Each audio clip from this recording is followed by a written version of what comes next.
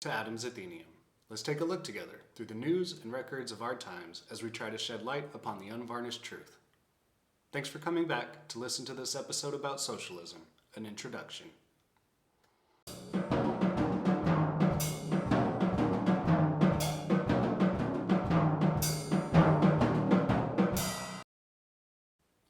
Alright, this video is the first of 3 in a short trilogy of which I will be covering socialism, communism, and Marxism, each in an introductory fashion, and trying to explain my thoughts and opinions as to how these ideologies have permeated through American society.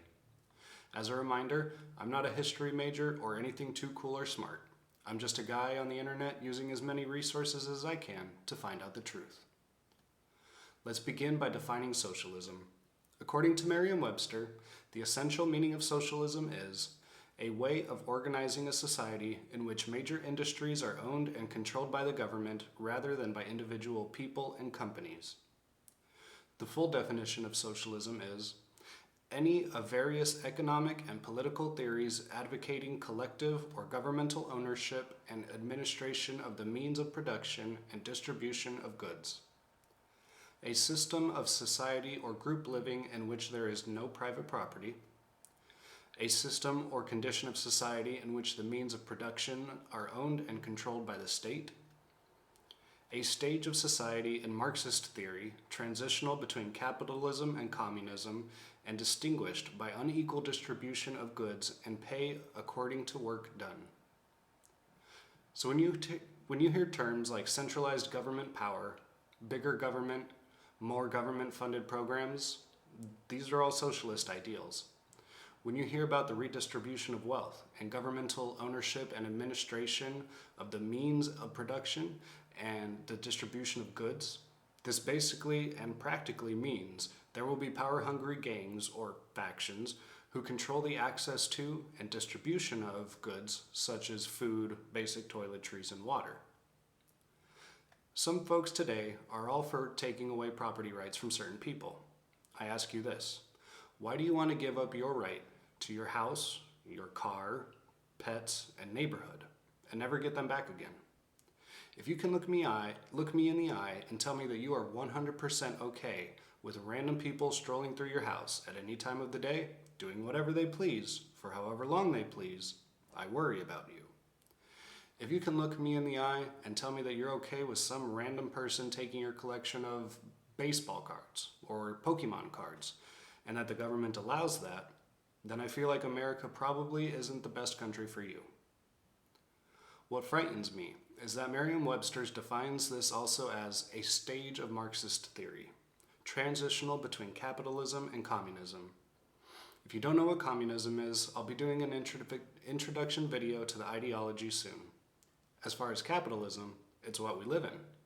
As the amazing rapper Tom MacDonald would say in his song, Snowflakes, blaming capitalism like that's the reason things are tough, while you tweet from an iPhone and sip on a Starbucks.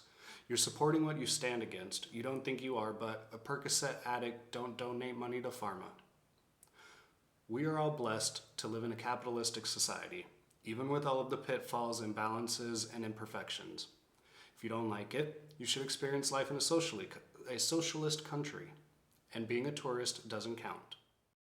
Let's move on to some of the characteristics of socialism, some problems of socialism, and go over any states or countries that are socialist. During my research, I found an article by Your Dictionary at examples.yourdictionary.com titled Examples of Socialism, Definition and Features in Simple Terms, and in it I found a few interesting topics. First, let's start by going over this brief summary of the features of socialism. No competition. Encourage cooperation rather than competition within the government. To me, this brings to mind participation ribbons instead of trophies. An egalitarian society. Create a commitment to social equality for all people. I'm going to go ahead and try and display an image of the difference between equality and equity on screen over my face. Public ownership. Lack of private ownership and common control within the government system. This means the government owns everything, and you will own nothing, and you will be happy about it. The coverage of basic needs. Government provides basic needs like healthcare and education. Please go ahead and ask someone from a socialist country such as Canada or Cuba how their healthcare system really works out when you need it to. And states regulating price control.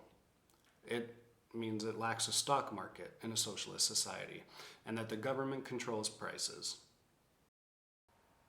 Another idea I wanted to look up was how many times has socialism worked and how many times has it failed? According to InsiderMonkey.com, in an article titled 15 Socialist Countries That Have Succeeded, I couldn't help but not even recognize some countries' names, being due to their limited involvement on the world stage.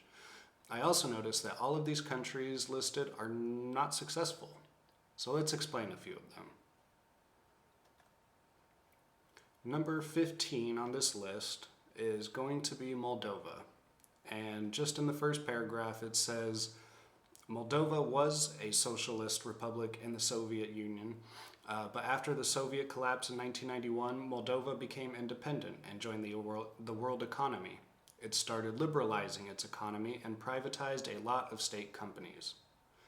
So to me, that sounds like they tried socialism, realized it wasn't working, and that they had to take a more liberal approach to their economic situation. Number 14 on this list is Armenia. Armenia is another former Soviet republic on the list. The country became independent in the wake of Soviet collapse and followed the path of other former Soviet republics that were part of the Warsaw Pact. It started liberalizing the market and started the privatization process.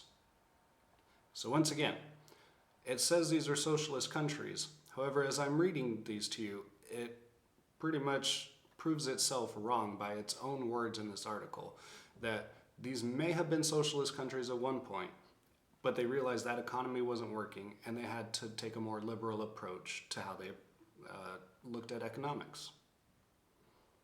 Number 3 that we're going to talk about, or number 13 on this list, is Croatia. Croatia was slow in economic reform following the Soviet collapse. It liberalized its economy following the Soviet collapse. However, the transition to market economy was only to a certain extent, and a significant portion of the economy is still planned for the purpose of social welfare.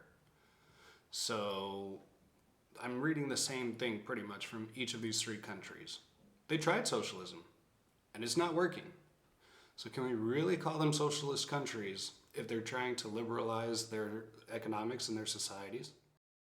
Socialism has failed every place and time it has been tried. This is the title of an article from the Washington Times, which is usually more left-leaning in its writing. So let's read a few highlights from this article. Most of those who say they support socialism are probably unaware that it has failed every place and time that it has been tried. They are also probably unaware that socialist countries of many different stripes managed to kill upward of 100 million people of their own citizens just over the last 100 years. They may also be unaware that socialism relies on coercion to function, that part of the product that one person produces is given to another based on political or physical power.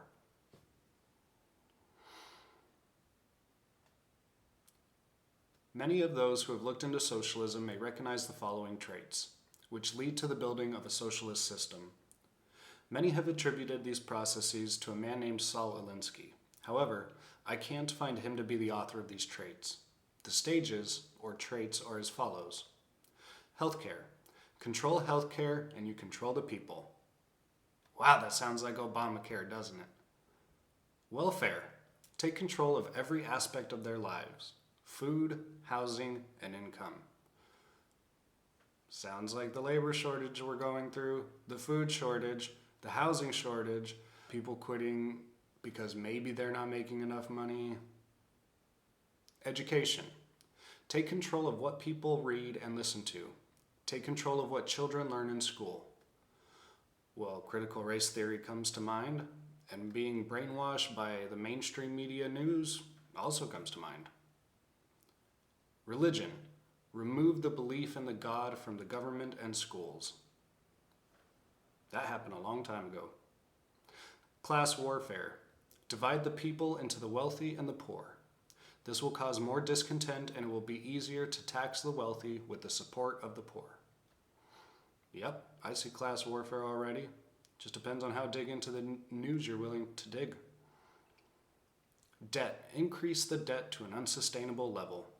We'll talk more about that in a second. Gun control. Remove the ability for the people to defend themselves from the government. That is the biggest reason America has stood for so long, is because the government fears the people. And lastly, poverty. Increase the poverty level as high as possible. Poor people are easier to control and will keep socialists in power if they are providing everything for them to live. Yeah, that's been proven time and time again. If you create a welfare system and you invite enough people into it, they then become reliant and dependent upon this welfare, and they can't by themselves get out of that hole, and they need government for the rest of their lives. Look at the world around you and look at our current president. You cannot rationally tell me these steps are not being exercised by the Biden administration. They want healthcare to be socialized and to have health mandates that violate the Constitution. Your children are being taught critical race theory in practice and principle, and they're being told about their gender and sexuality at as young as age 5 years old. Obviously, there is a food shortage issue. The housing market is bursting at the seams, and regular home buyers are being outbid in cash by big corporations. And the government is incentivizing people not to work by paying them more money in unemployment than they would make at a job needed to re-strengthen the economy. Religion. God was obviously ripped out of schools at least a decade ago, and they continue to spread hate towards Christians. The U.S. debt is currently at $20.8 trillion as of August 2021, and I will grant you that Trump accrued at least $7 trillion of that. But still, do you see an end in sight? Gun control advocates have been trying to steal away legal gun owners' property for years, decades even. The authoritarians in government know the only way to implement a socialist or communist society is to take guns away from the law-abiding citizens, so there can be no resistance in the eventual tyranny. Lastly, poverty. Anybody heard of Skid Row in LA over the last 10 years? Have you looked around your city to see the ever-expanding homeless population? Do you hear in the news of all the people forced to quit their jobs who ended up going homeless? Because with the current inflation, thanks to the Biden administration, people can't afford to live anymore. Boom! I just showed you small examples of how we already live under socialism, thanks to sleepy, creepy Joe Biden. Well, in my opinion, it seems Americans have willingly allowed socialism to creep into our politics and economics, and this disturbs me because it shows just how uneducated people are. Many people don't know what socialism is, or the dire effects of socialism, and yet they vote these policies and people in because it feels like the right thing to do. I read to you a list of socialist countries, so honestly, if you hate America and its people and its way of economics, i.e. capitalism, I urge you, nay, I demand you give up your citizenship here. I will help you pack your bags, and we will gladly send you off to whatever socialist utopia you want to be in. One catch, though. This is a one-way ticket. We're trading you for someone in that country who loves America, wants to immigrate here, and become an integrated, productive member of society. That's my opinion of how we should culturally teach people about socialism. Why should my family, country, and friends be persecuted and killed for a failed ideology that has never worked? You can pack your own bags, keep your own progressive mindset, and be happy in another place. Why do you have to ruin what we love? America is the only country for freedom. This is the first and last time a government like this has ever been tried. If you don't like it, many socialist dictators around the world would love to add you to their body count. There is no room in America for socialism, communism, nor Marxism. Be sure to come back for the next episode covering communism. If you have some evidence to prove me wrong or life experiences you want to share, I would love to see them in the comments section. If you try to sell me your socialist pamphlet, just know I'll be ignoring you. If you think these videos are fun and the information is important, please give the videos a thumbs up. I'll see you all next time.